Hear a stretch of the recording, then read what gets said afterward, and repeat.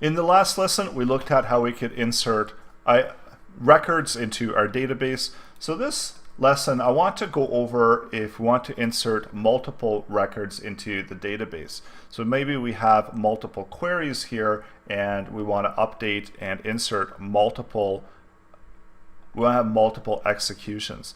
So it is a little bit different. We could, of course, do something like this.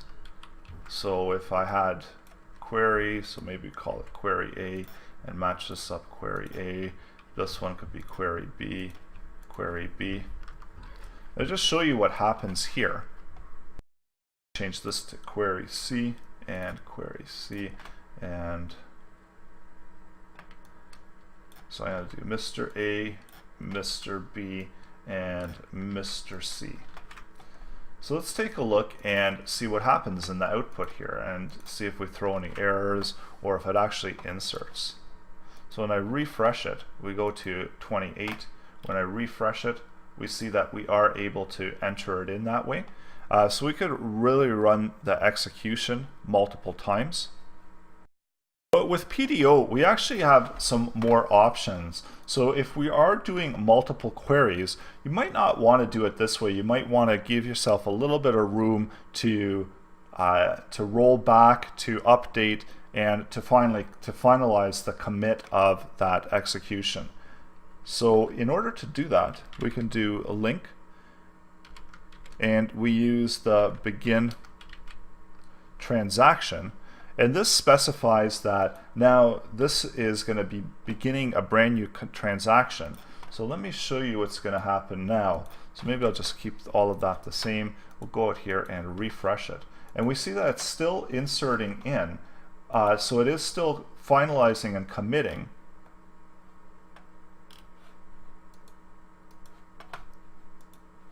But we don't actually see it when we refresh the database. So this is a really strange result, and that's because we started this begin transaction. And what that's doing is that's storing all of these transactions until we finally see a commit in there. And we need to add in that commit in order to finalize all of these transactions. So I can do that down here at the bottom. And now this is going to be really interesting what happens now. So what do you think is going to happen here when I do the commit?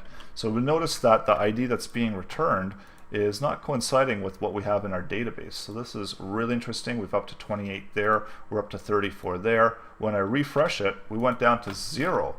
So really strange, really weird.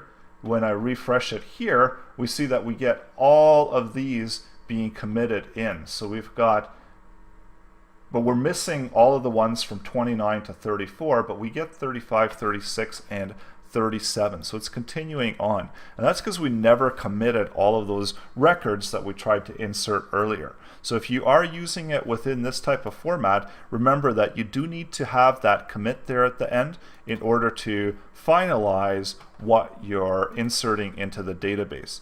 And there are some benefits to doing this because you do have the ability to roll back transactions.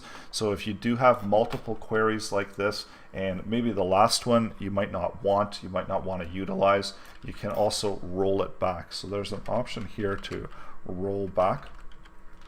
So let's show you what happens now. So take a quick look at this and refresh it. And there's no active transaction because we don't have our last ID there. So probably have to remove that, but we can take a better look and we can see what's happened here is, so we've got that A, B, C, but we're not continuing on because we've done the rollback on those inserts. So I'm going to get rid of this because this is adding some confusion, and let's try that one more time. And again, there's no active transaction because we've rolled it back and we're not seeing any of those inserts. So we do have the option before we commit it that we can roll it back. So let's say we do something like this, add the rollback.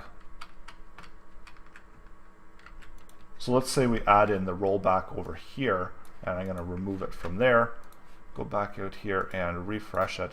So we see again no active. I'm going to refresh this.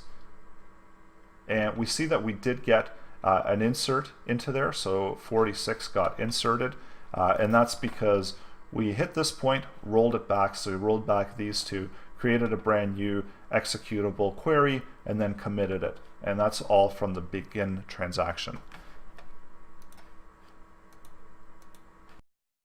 There are benefits to doing it this way. If you've got multiple inserts like this and you don't particularly want to have them all run through and execute through, you might want to do it within this type of format.